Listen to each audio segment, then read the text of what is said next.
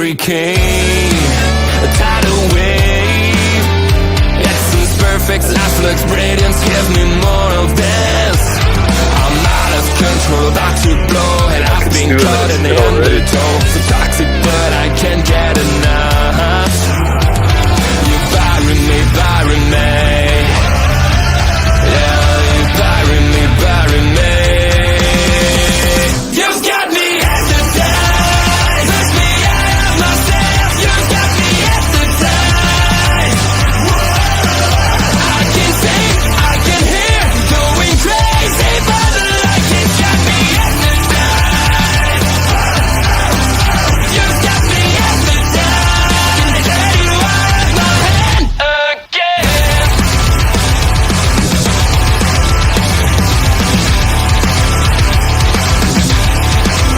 Is it wrong? Is it right? It's like I've won my final war without a fight.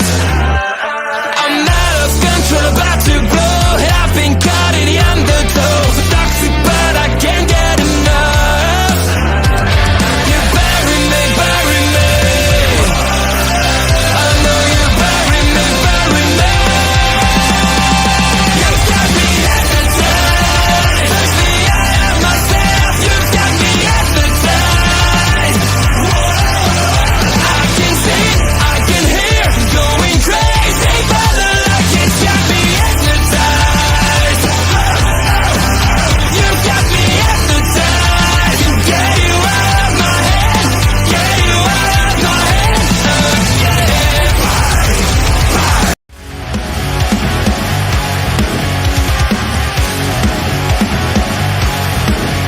Please note.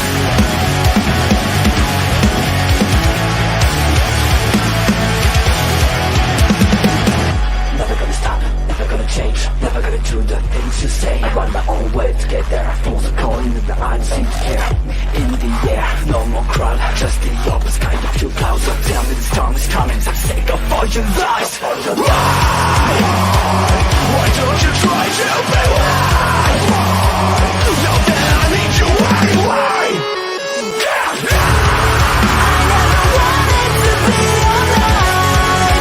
Just to feel like I'm fading. And though my heart breaks a beat down, I cross the lines just to tell you. Don't leave the way, don't leave the stay. That I try with a child playing in the rain.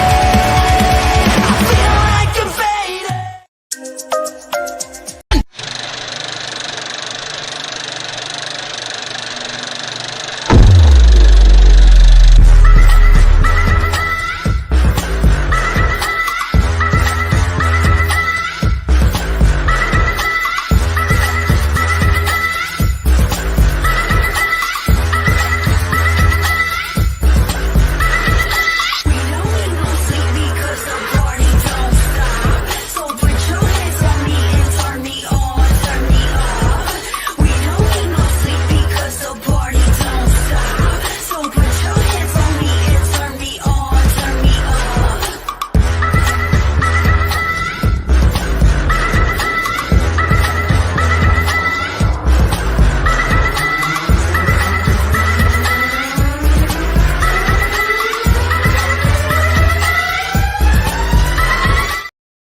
And boom, just like that, it's Thursday night. And you know what that means. It's party time with these two guys right here. We're the Video Bros. I'm Bobby Munson. And the man beside me, you know him. He's the man with the angelic voice. He is Papa Smokes.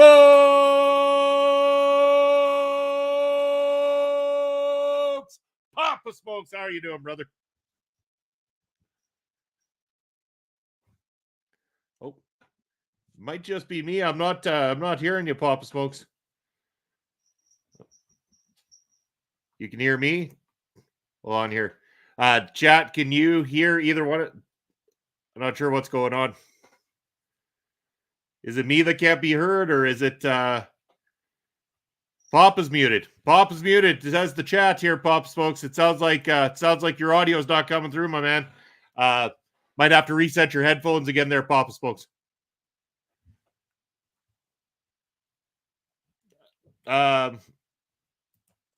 Yeah, you're right. It's on my end. There Holy we shit. go.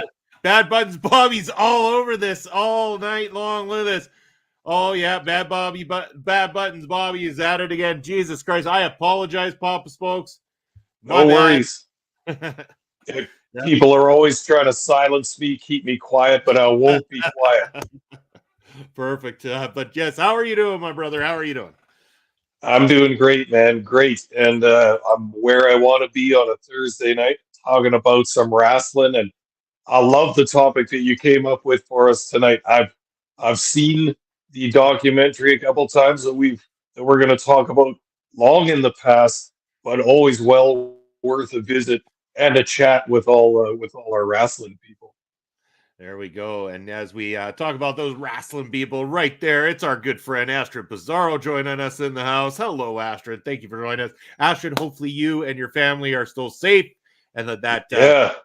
bullshit hurricane is just going to find its way back into the ocean and never cause too much problem. But stay safe as always. Our best wishes are with you.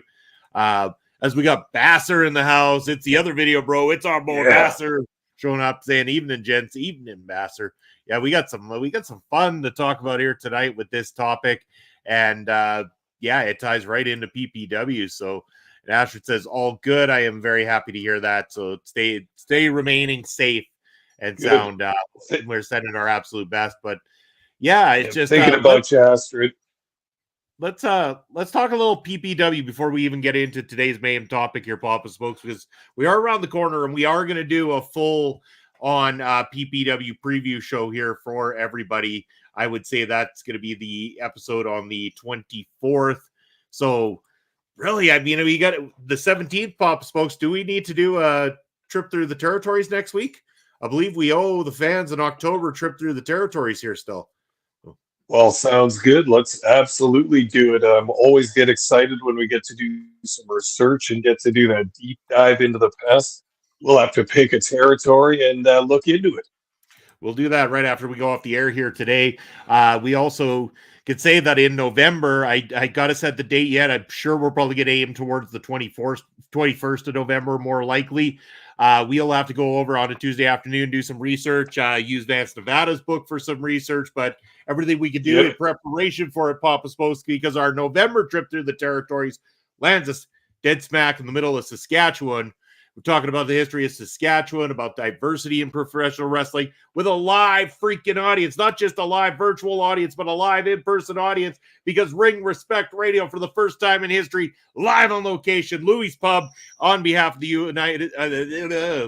University of Saskatchewan. They are bringing us in as key speakers to talk about professional wrestling history. Papa Smokes, that's a heavy weight to lift, but we are going to bear it that night. Oh, it's awesome, and you know that the intelligentsia and the academia would pick the right guys for the job for some historical research and some chit chat about the history of Saskatchewan wrestling. And you know that I'm excited about this project as well. I already went up to the university this week and had a little peek around in the stacks to see what they had, just some of the holdings. I didn't go into special collections yet, because I know you and I are going to look at that stuff. Yep. I had a look up in the stacks, and there's not a lot but on wrestling, but there's a couple of books that are going to come in very handy for us. I started reading and taking notes on one. Of course, I'm a former student, but I don't actually have borrowing privileges there anymore. So I've just been sitting in the library reading that book. I spent a few hours the other day. Very interesting. We'll talk more about this. We're just kind of spitballing right now, but we'll go into depth into more of these researches. You bet. Yeah, and yeah, we'll have to go there because the archive stuff has to stay in the archives area, of course. But they're going to be allowing us the opportunity to take any of the material that we want, get digital copies of it for the show.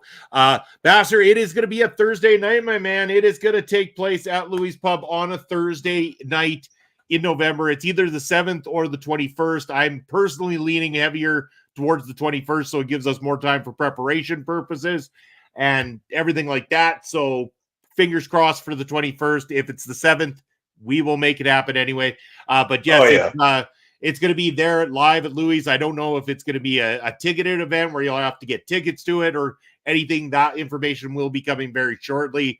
Just know that it will not only be live and in person, but we will also be broadcasting right here on the channels as well too. So for those of you who can't join us live in Saskatoon, you're also going to be able to watch it as a regular trip through the territories right here on the channel. It's going to be one hell of a night, Pop Smokes. I believe we have lined it up that Rachel Ling is going to be joining us via call-in. She's going to be joining us virtually anyway for the event and talking a little bit about her history with pro wrestling here in Saskatchewan as well too. It's going to be a great night in general. This is a great opportunity for us, great opportunity for people to find out about the rich history of not only wrestling in the province, but also all this historical material that the University of Saskatchewan have in their archives. Yeah, that seemingly few people or possibly no one's looking at, and this stuff needs to be digested. It needs to be thought about and looked at, and as we're going to do in Louis' Pub, discussed among some people, and make sure any regular listeners and any listeners of Ring Respect Radio send questions in, and it's going to be like one of our regular podcasts. We will answer your questions, probably have a Q&A with the live folks afterwards or something like that. I don't know the itinerary yet, but we'll get around to everybody, and I'm excited for this because we talked about quite a few territories. We still have many to talk about, but this is our home base months in Saskatchewan. So kind of like a little flagship podcast for us in terms of our historical content. Yeah, I'm really looking forward to it. It's going to be a great opportunity. I can't wait for everybody who can join us live there. I think the plan is that we are going to do our presentation. We're going to have Rachel speak at the event. Then towards the end of the night, once we get towards the end, we are going to open up the questions both to the live audience as well as getting back to some of the live comments and stuff that come in through our channels as well too. So the only untraditional thing will be we won't be reacting to your questions necessarily as they happen like we do on a regular basis here on the show. It'll happen towards the end of that event in particular, but it's going to be a different opportunity for us. Looking forward to it. But man, our cards are stacked, Pop Souls, because that's coming up in November. We've got next week, we're going to do a trip through the territories.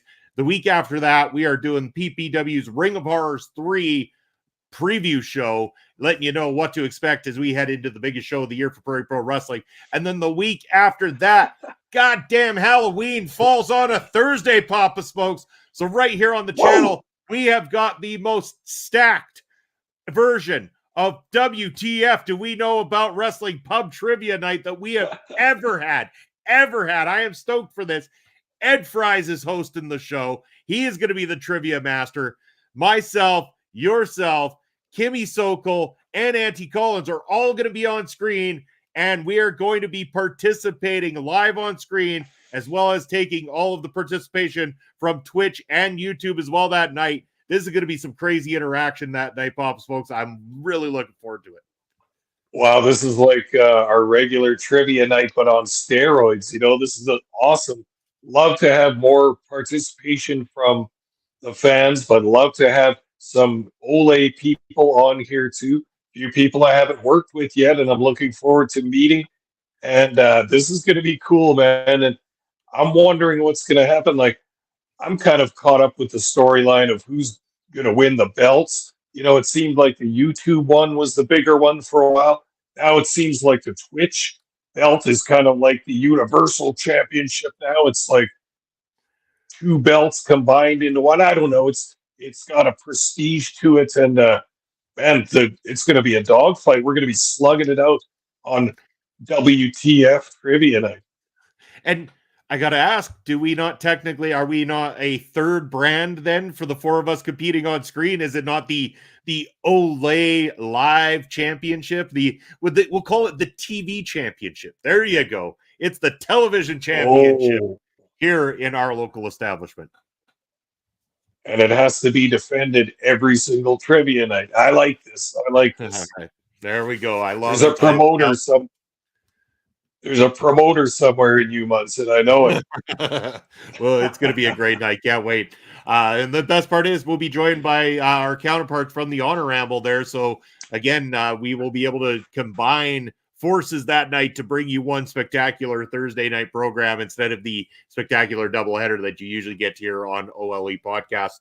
But moving on into our topics here, Papa Smokes, we want to talk a little bit about PPW for a minute because Saturday, October the 26th, we got the Ring of Horrors 3 coming at you, the biggest show of the year. We're crowning the first ever tag champs. We've got that TLC match. We got the gimmick battle royal. But at the heart of this all is a couple of people that are involved heavily with Prairie Pro Wrestling, Papa Spokes. And no, I don't mean us. I'm not tooting our own horn. I'm talking about one of the members of PPW management, Crash Crimson. And I'm talking about a man who has quite the temper on him, has been running amok all over PPW as of late, and I may have had some not so pleasant things. I don't know if you caught my interview with Mark, but El Assassino was also given to me for the one-word answers there. Not sure if you heard that reply, Papa Spokes, but yeah. No, but I can definitely imagine. Do you want to fill me in?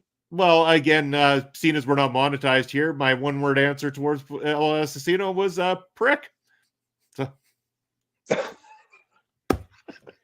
Okay, well, it wasn't the word I was thinking of, but I can see how you would pick that one.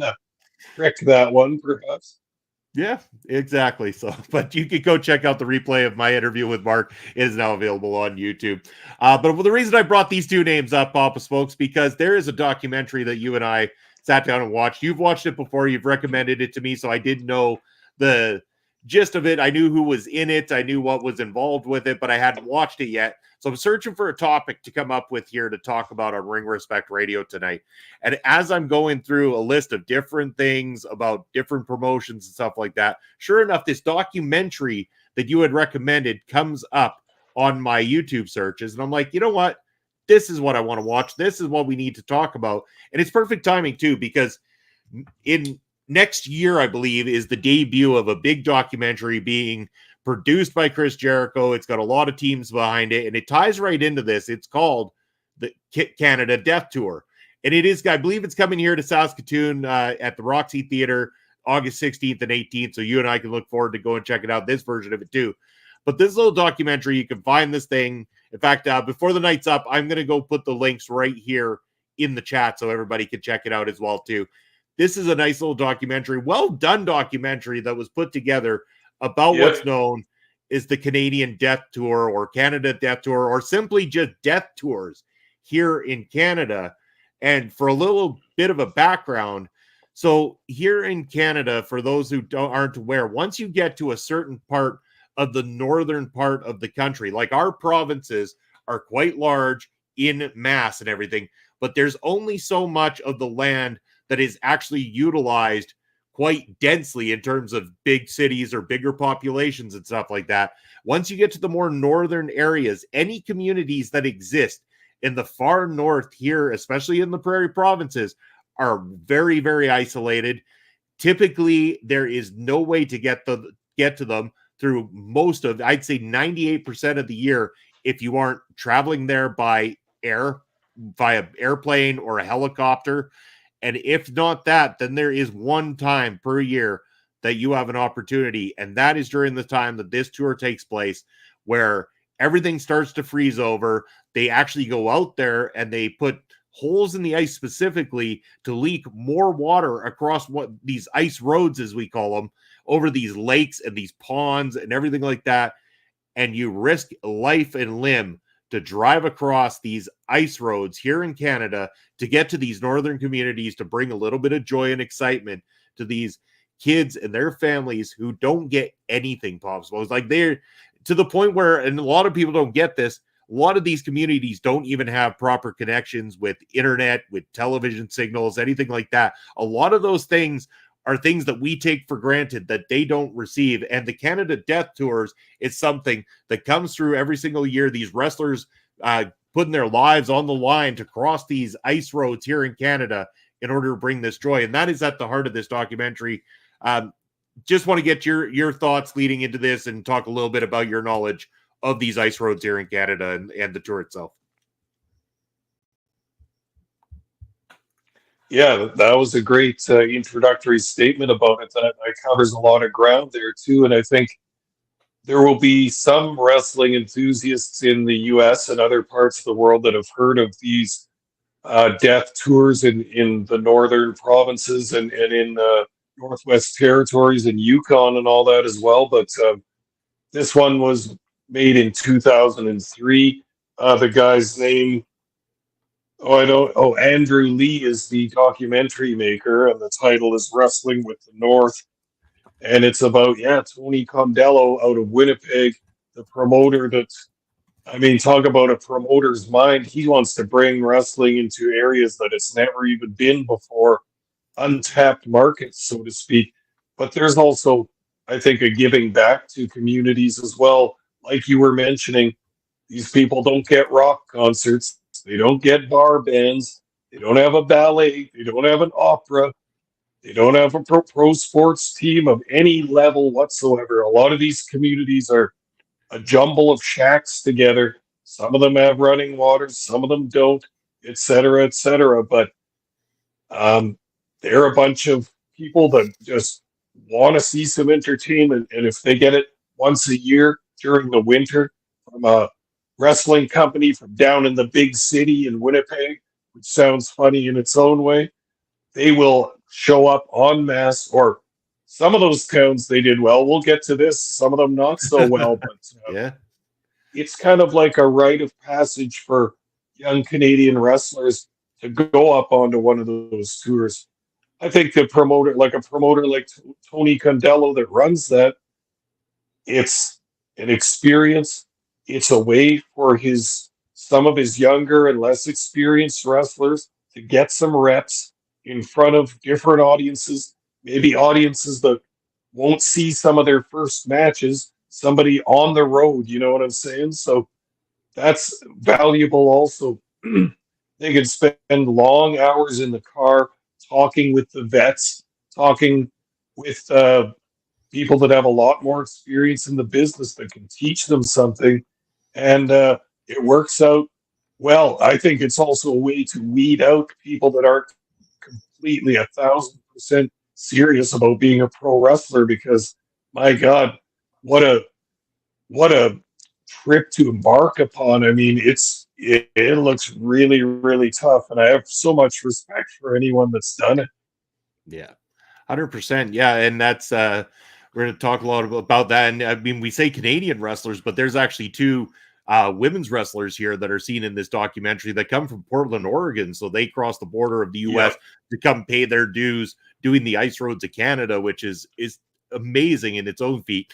There you go, right? Though it's right on the screen. It's also in all of the different chats right now. That is a direct link to this documentary that you are able to go check out yourself. So please, even though you're listening to us talk about it live here, we encourage you afterwards to go check it out. It is a very well put together documentary, and it features a couple of people we know, Pop Smokes. As I mentioned, Crash Crimson, El Assassino.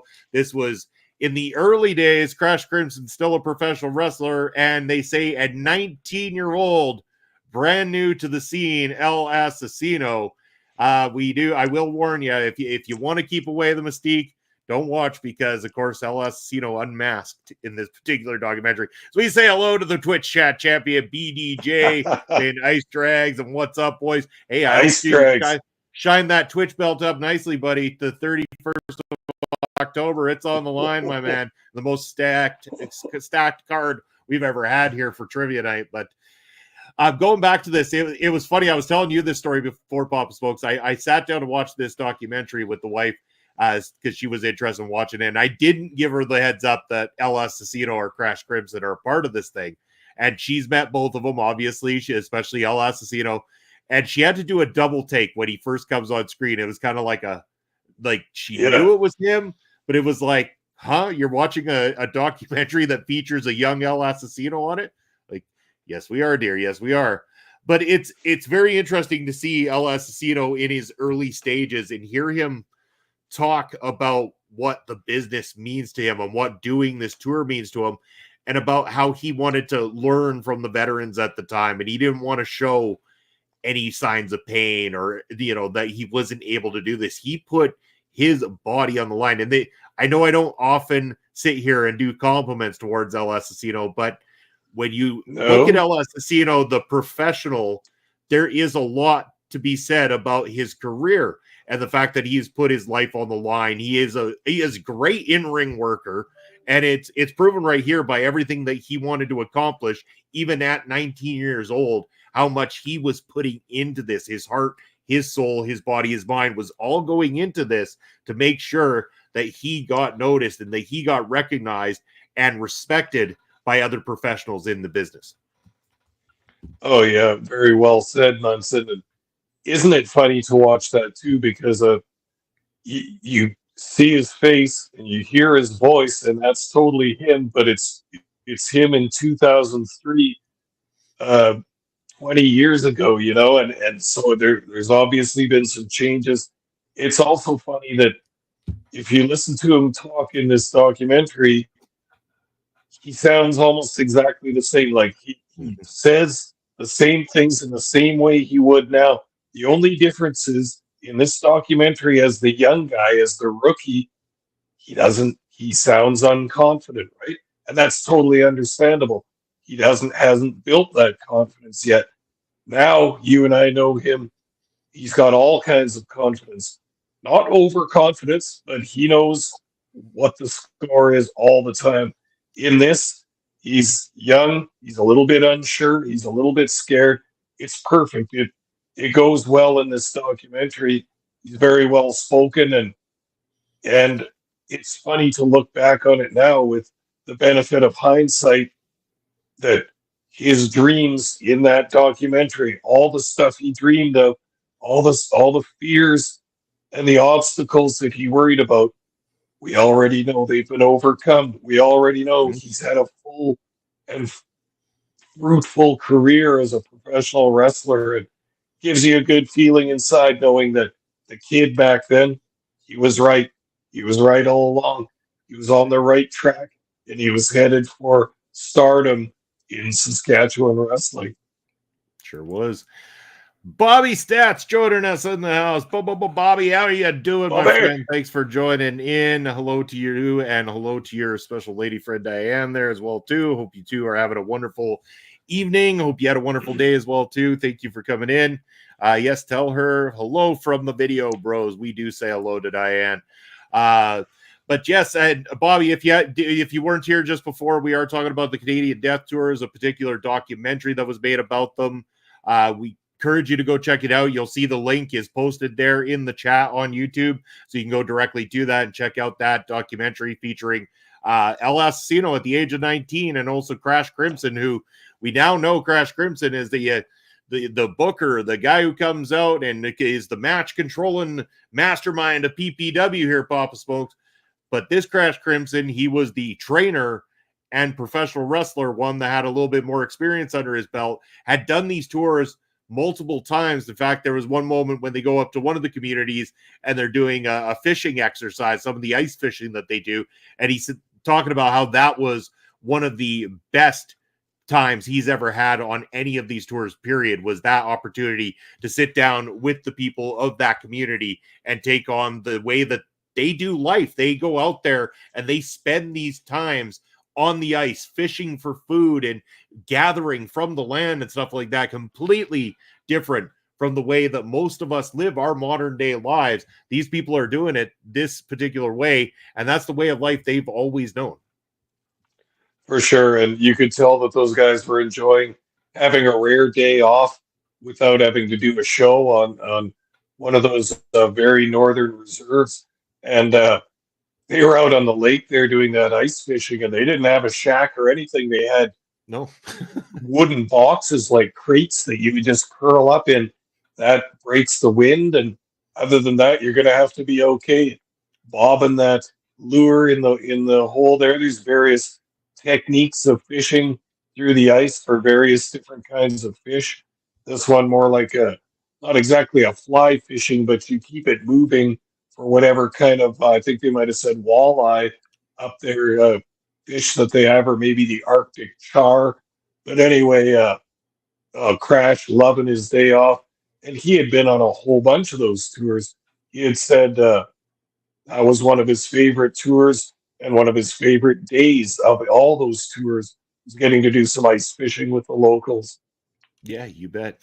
Um, yeah, it's quite interesting here, and I was trying to do the math on this a little bit too because they say El Assassino 19 years old in this documentary. So knowing how old El Assassino is now, I'm imagining this is about 2003. It's got to be approximately Yeah, 2003 to get the age correctly in this thing. And I'm thinking to myself, yeah, they it bring is. in the two lady wrestlers from Portland, Oregon in this thing, couple of young up and coming ladies wrestlers from 2003. This would have still been in that time when ladies wrestling wasn't as heavily respected as it is nowadays and everything like that. But these two ladies mixing it up very well with the guys back there, learning from them, experiencing from them, and even a wild moment backstage where they're playing a little bit of a game of rock, paper, scissors. And if you lose, you take a shot of a kendo stick from your opponent backstage. And we've got one of the ladies going up against Crash Crimson in this thing, and he ends up finally. I mean, he took several, I think, of the kendo shots in a row until he finally got one in his favor, and probably for the best that he only got the one in his favor, where he got to hit this poor woman with the kendo stick here. But she took it like a champ. But as soon as he lined it up, I'm like, I know Crash. I know Crash well enough to know this is going to hurt, and he will make sure it does. And ouch, I felt that through my TV screen, Papa Smokes. So did I. I had the same creeping feeling as you, but I just thought, well, won't be too bad. And whoop, he gives her a good hard one. But that's kind of the mentality of these guys. It's not to be cruel. It's not to be vicious. It's to teach them. It's to say you got to expect anything in this business, and all kinds of stuff goes wrong in all kinds of matches. You have to be ready. This can't be the first time you take a hard kendo stick shot on your back because you're going to get other ones throughout your career. So know what it feels like. Don't let it rattle you. Yeah, it hurts. It stings for a bit and then it goes away. So it's all a part of getting your body and mind trained into being that professional wrestler and having a little fun, a little wacky fun in the back as well. But I still more see that as a training exercise for sure. Yeah. Well, it was a really good watch in that sense and everything too. I really enjoyed not just, I mean, the aspect of hitting one each other with a kendo stick, but the kind of the backstage, seeing people breaking the end of the business and learning from the vets and absorbing all this knowledge, while at the same time delivering this awe to these young people and all these communities and stuff like that, these families. And we see several times in this documentary where they land in a community and they're like superstars. The kids there, I mean, you look at the champ Chi Chi Cruz, he rolls in and he talks about how the kids who came the year prior still remember Chi Chi Cruz. They've got Chi Chi Cruz posters that they had last year at the event and everything that he's signing for them. And they love this guy. This is their hero. He came here last year. He's back a year later. And this means the world to them. They, in fact, may mention that for these kids, going to one of these independent wrestling events in their community would be the same feeling that most of us would have going to something like a WrestleMania, because they just don't get these opportunities. And you see, when they do well and the crowds are full at these events, these kids are surrounding the ring, they're pounding the side of the ring, they're cheering, they're booing, they're running away when the mud show Leatherface shows up and he's zipping out his fake chainsaw that's half limp in the process, but it's got sparks flying out of it. But he's a big boy, so he's intimidating and scary as he chasing people away and everything like that. It's fun to see the joy that it brings to these families in these communities. Yeah, and like you said, they're very, very, very isolated. Like we're not talking about small town middle America here where there's a town every 10 miles or something. It's not like that at all. These are tiny communities, villages, some of them 5, 7 families with living in buildings just crowded together, and that's it. That's your town. There's no water, no nothing. So a lot of these littler kids and really just people of all ages in these places hardly ever see anyone from outside there, or if they do, it's from the next village over or whatever. But they don't. It's 1,500 kilometers down to even a thriving metropolis like Winnipeg. So they may hardly ever have guests there, and especially not to entertain them. So it is a really, really big deal for these communities, and a whole lot of fun, and a lot of fun for them to get together and have fun for the fans together. These kind of social interactions are important for groups of people at all levels. Yeah, and then there's the hardship as well too, because the communities that you saw do really well, they had local TV or local radio, and they had as soon as the wrestlers would roll into town, they had them on there. They had been promoting already. The whole community was aware there was an event going on, so the place was packed. Then you get to the communities that, oops, they forgot to do any promotion, and we saw what was that one event? Looked like there was 6-7 people at it, and Yeah. what do you do? What do you do in those cases? It's again, do you pull the show and disappoint the 7, or do you go on? You see at times that Tony's just sitting there with his head down, just in total disappointment because he wants to put on these great shows for these people, and without the promotion, now you've driven all the way up to this community for nothing, for really nothing for the wrestlers, for nothing for the community in the end. It's very heartbreaking to know that they make that drive, they make that effort, and then to have no turnout happen. It happens in wrestling. We see it all the time in independent wrestling shows in local markets and stuff like that. But when like you say, when you're so far from any large metropolis, when you're driving all these different kilometers, you're paying extra in gas because of the fact that the price of gas up there is that much higher. They even show in here, and we're talking about 2003, a jug of milk for like $13.99. Like that, we would sit there and we would be crying a river at $13.99 prices in 2024. This is 2003 up north, and that's not even counting how much inflation has happened to the northern communities at this point in time. I guarantee they're paying over $20 for a jug of milk these days. Yeah, for sure. So it goes with the far north because they're not on the route of delivery for the major grocery chains or anything like that. It all has to get flown in. It all has to come in by truck, and they have to drive those scary ice roads as well. People have seen it, maybe not as dramatic as some of those TV shows with the ice roads, with the semi trucks that they drive up in the mountains and stuff. Those are pretty crazy, but this is still quite dangerous. So yeah, everything's going to be a whole lot more money, and it's wild. I've seen some examples of the grocery stores. If you're going to go up there and work, or you're going to go up there and live for a while, you better bring the stuff that you love, and a whole bunch of it if you can, because it's just very unfeasible just to like grocery shop every week. It's everything's 6 times more expensive than it is anywhere else. Yeah, it's really sad. And we talk about these ice roads too, and the reason that these are called Canadian Death Tours has nothing to do with the actual wrestling itself. It's death tours because people die on these ice roads all the time. And like I personally knew a guy who used to do the ice roads, not these particular ice roads, but ice roads in general, as a semi-truck driver. Used to take the different gasolines and stuff like that, all the stuff that you need special certificates to drive in the first place, but then he had to have the will to want to drive the ice roads on top of it. I mean, you're risking life to be able to bring things to these communities, and that's what these wrestlers do.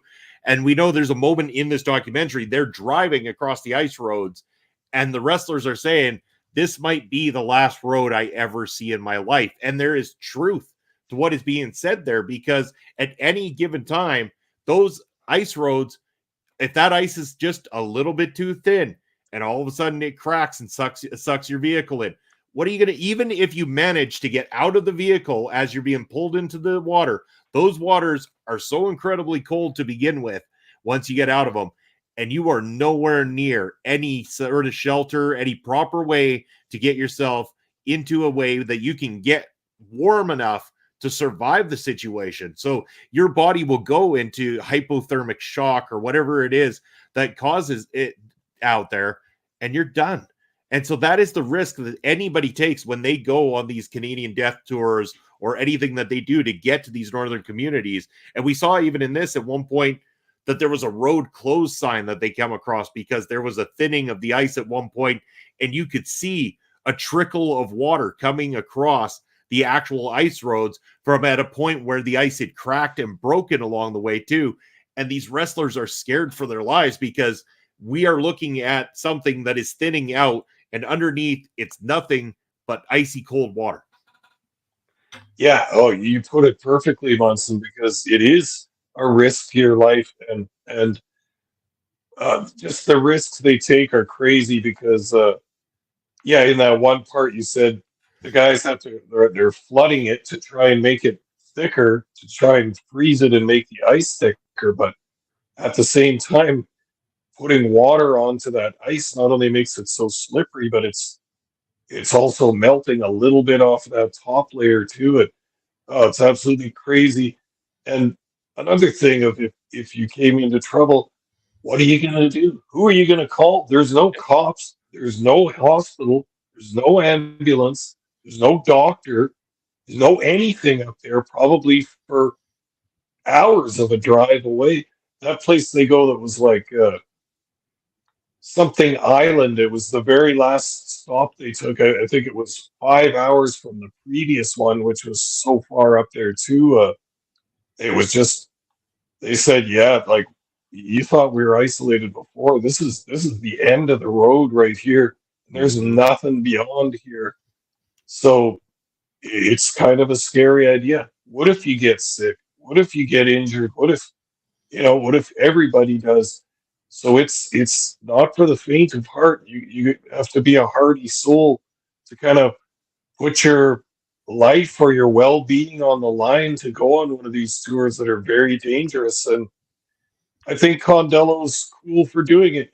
He's pretty confident about the whole thing, and by the time this 2003 one documentary was being made, he had done, what did they say, 20, 25 years of them, once a year, every winter going up there. So Condello knows what he's doing. Still doing it. Yeah. It's crazy, and what an experience for these young guys. I also liked getting a glimpse into his job as a promoter. Condello, very funny. He's well known in Winnipeg as a longtime wrestling promoter, but to see him kind of dealing with some of the places along the stops on this tour was like, what was the one they get to town, or to town, so to speak, and all right, we're headed over to the school. And then now he's talking to someone like the school. This is where they're going to do the show in the gymnasium. Now he's talking to someone on the phone. And, what do you mean the school's been closed for 2 months? Oh, there's all kinds of mold inside. So they go and it's all boarded up. So the guys just get out the tire irons and start prying off the plywood that's covering the doors and windows, and they just go in anyway and start setting up. I mean, you just have to be able to expect anything as a wrestling promoter, particularly doing the small town or northern circuit like that. Very funny. There's a door that's broken off its hinges and stuff, and he's like, okay, here's our dressing room. And it's basically hardly more than a janitorial closet with an old deep fryer and a couple of desks pushed in there and everything. There's no room for the wrestlers. It's like, oh, God. Yeah. This is the life, man. This is what they signed up for. And that's the same one too when they go to make the first entrance of the night, where they just kick that door right off its hinges to the gymnasium and walk right out. It's a hoot. Like it's interesting. It's fun. It's crazy that it gets done. But we've known a lot of people who have done this over the years. Like when we talk about El Assassino, who throughout this thing, he picks up a back injury while he's doing it. He doesn't want to show it. He toughs it out. Won't take any Advil. No, nothing like this. He still toughs it out. Goes and puts on the matches throughout this thing. And that's just El Assassino. I mean, let's not kid ourselves. El Assassino should have the biggest injury imaginable. And as long as he's still got a breath inside of him, he's going to go out there and fight. And we know he is. Yeah. And you see glimpses of it in young babyface Assassino back in these days. He's got that pride, and he's proud to be a wrestler, and he wants not only to do well for himself, but to represent the entire group, but also his trainer and the promoter, Crash Crimson and Tony Condello. He wants them to do well. That will make him proud. And I'll be damned, he's the same, man. He's never satisfied. He wants a better show. He wants a more exciting show. He wants everything to be set up, everything to be perfect. That's his commitment to professional wrestling. And we see that all the time around PPW. He's a perfectionist, and that's how he gets great product out there is by paying attention to all the details, and with a little help from Crash Crimson, you see that the pair are still together. Hey, the master and the student, and there's a few more gray hairs on both of them now after 20 some years, but it's a testament to that bond that was made between trainer and student back in the day. And then once the student came up to master level and wanted to branch out on his own, who did he call for assistance in this? Who did he call for advice? His master, Crash Crimson. So very interesting the way historically the circles will turn around. The people that were together at the very beginning will come back together at some point if it's meant to be, and obviously this pairing was meant to be. It really was, and you can tell throughout this entire thing that there's a reason that they work well together. There, you can really tell that the lessons that Crash Crimson instilled in El Assassino at the time that have carried on throughout his career as well. So it was nice to see that dynamic, because again, we know the two of them in the capacity that we do for the amount of years we do, but we didn't maybe know them this far back, kind of thing. Like, well, I definitely didn't know them this far back, and I mean, we know them a little better currently in the last few years at least. But what a documentary, what a thing to watch. I hope that people go check it out. I have pinned the link to it in the chats as well too, so go and check that out once you have the time. Anything else you want to say about the documentary before we kind of just, casually shoot the shit with the audience here at the end, Pop Smokes? For sure. No, just add on to your recommendation for watching it. It's 45 minutes. It's not a huge commitment time-wise or anything, and just a weird little glimpse, not only into a different level of professional wrestling probably than you're used to watching on television, but also a little glimpse into Northern Canadian life too. It can be tough. It's stark and isolated up there, but very interesting. I also liked a little part in it about talking about Aboriginal languages in Canada, the way they talked about Cree and Ojibwa are the two languages that have managed to stand the test of time in Canada through various colonizing forces and such, and the growth of cities and all that. Some of those traditional First Nations languages have been lost, but of course we know that there are many Cree and Ojibwa people still living in all parts of Canada, but particularly out west here. And the leader of one of those reserves talks all about that, about how he likes having other people come in too, just to talk and just to think about language and the way it works, and the way those people still speak their traditional language up there. Very interesting and uplifting to hear that this is a place where those cultures can still thrive without so much westernization, so to speak, and without so much English being taught. They can go back to a more traditional way of life and traditional languages too. Very interesting. Well, and that's what sparks the whole the National Day for Truth and Reconciliation here in Canada, is because of the fact that when you talk about westernization, we had a lot of people that went along to these Aboriginal communities, and they would take the children out of these communities to put them into residential schools. And they would want to basically try to take their heritage, take their languages, take everything away from them that makes them who they are, that gives them that identity. And we can get into a whole thing politically here. It gets a lot deeper than that, a lot worse for the things that have been done to the Aboriginals here on the land and everything. But it's something that it plays into my job, my shoot job, and everything like that. I do deal with a lot of the Aboriginal communities here in the province. I have been to some of not the northern. There is at least 2 major centers that are very impassable without flight here in Saskatchewan, kind of thing. There are a couple that would fall into this category of getting materials to them, bringing shows to them, everything like that is damn near impossible almost all year round.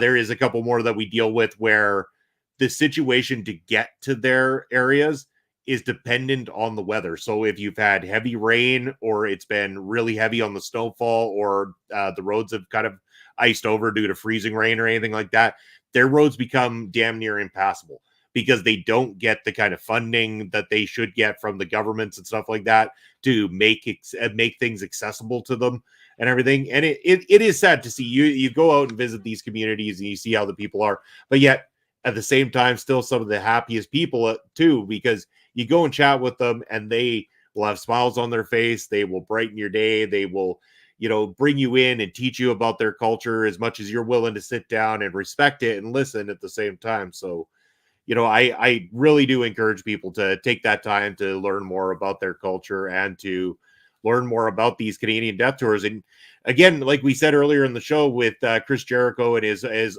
produced version of the Canada Death Tour full documentary movie coming out next year.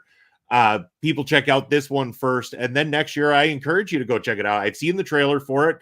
It looks very similar. It's all about Tony Condello putting these death tours together, but it features some of the wrestlers that are more modernly currently on the circuit and stuff like that. I know that Massive Damage, for example, is a name that is featured on this particular tour. He's one that is, he would be the veteran role because this is the guy who's trained a lot of the wrestlers that you see currently work in the Western Canadian provinces at the moment.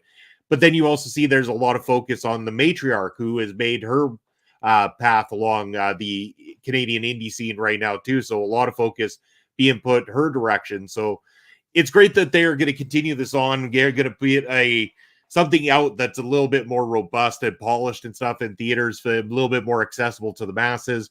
And I hope that that'll put more eyes on this particular tour and show people just what everybody goes through, not just the wrestlers, but these communities go through.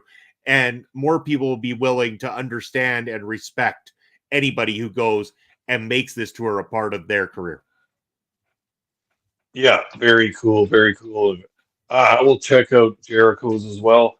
I wonder what kind of footage he has from the one he was on, and because there have been a few stars that have been on them, including Chris Jericho, Lance Storm, Edge, Christian. I think they said Rhino was on one. I think they said Test was on one. So some guys that made it big, particularly in the WWE, a few of those guys made it quite big. So it was obviously a little rite of passage for those dudes too. And what a cool way to look back upon what were probably some of the very early days, weeks, and years of their careers. You bet. Yeah, it's going to be amazing. Can't wait to see it. I believe again it's August 14th and 16th or 16th and 18th, something like that it's going to be playing here in Saskatoon. I'll keep my eye on it, Pop Smoke, so that we can arrange making sure that we get tickets and go check that out. Before we wrap things up, Bobby saying that Jordan Grace is defending the TNA and Knockouts Championship against Masa Slamovich. TNA is bound for glory on October 26th. That sounds like a hell of a match that I'll have to watch the very next day because we're going to be busy with that PPW stuff. PPW's Ring of Horrors on the 26th. Bob Smokes, I know I've showed you, and unfortunately I can't share it with the masses here today because potential for copyright with the music that I'm using, but I made a cool intro for the Ring of Horrors 3 this year. I had one for last year's Ring of Horrors 2. I think I stepped the game up just ever so slightly with this one. Can't wait for that to debut in the Pop from the PPW Nation in that live audience is just going to be insane.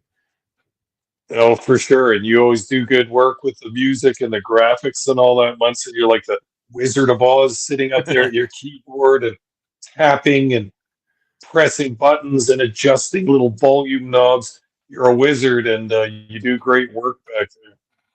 Oh, it's going to be so much fun. I can't wait. I'm excited. I'm worried. I'm fearful because I know I'm going to be in some sort of pain the next day because running around that ring, that's one thing, but trying to dodge those wrestlers as they're going through TLC matches and triple threat tag matches and all this kind of jazz, and also doing the gimmick battle royal where we're going to have bodies all over the place, Papa Smokes. I mean, a couple older guys like ourselves. It's going to be a fearful night, but I'm sure we'll survive it. And I'm sure nothing that a few beers and a couple of puffs of those won't take care of later on afterwards. It'll be one hell of a show. Remember, reserved seating for PPW Ring of Horrors is completely sold out, 100% sold out, and tickets.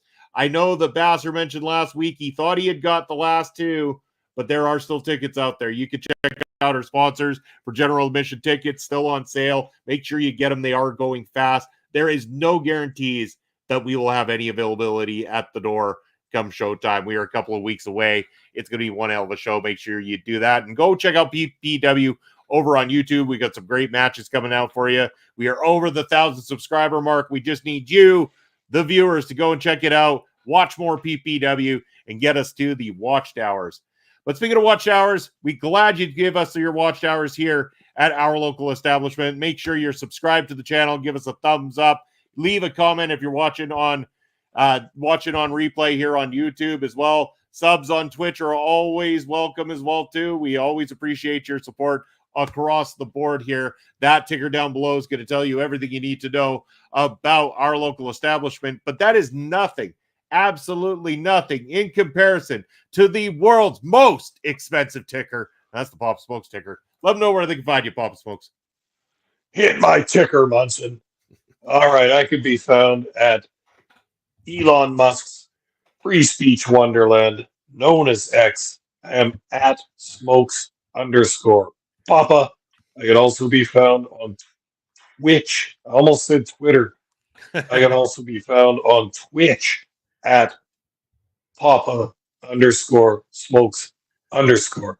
Ooh, I can hardly remember that tonight, Munson. I'm glad I got a ticker because I could barely remember those.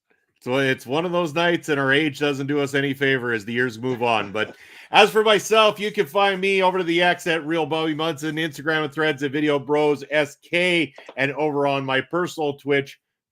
Yeah, I said that right. Twitch Video Bro _ Bobby Munson. I see what we're doing here. I had to double check. First, I'm hitting wrong buttons. I'm muting you at the beginning of the show. I played the wrong intro for like 2 seconds. I mean, oh man, it's been one of those nights, Papa Smokes. But we'll go problem free moving forward on Ring Respect Radio for the next few weeks.